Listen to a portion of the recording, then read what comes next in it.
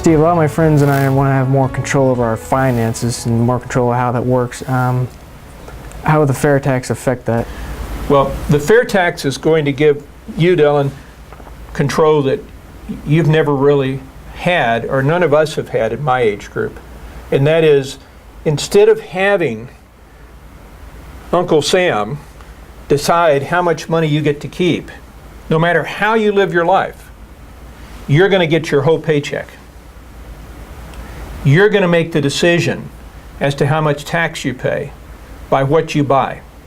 If your friend goes out and buys a new car under the fair tax, they're going to pay a 23% tax. Now, granted, the price of that car, because we've taken away a lot of the tax cost, may be less than it was, but they're still going to pay 23%, okay, on a new car.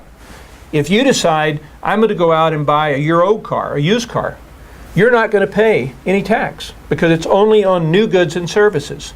So you're going to be able to control the amount of tax you pay by the decisions you make. Under the income tax, you can't do any of that. It doesn't matter whether you buy a new car, an old car, any car, because they've already taken the tax before you ever get your check.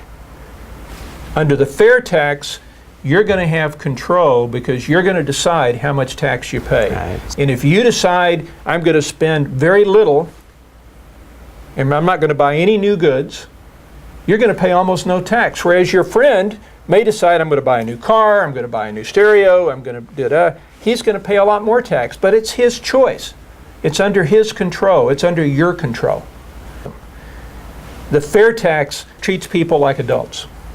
The fair tax gets rid of all the problems of the income tax, plus it's a much more sane economic system than we have now. It eliminates all of the problems that we have with a 77,000 page IRS code, which nobody understands. And I mean nobody. And that's the secret to your future being even better than your parents.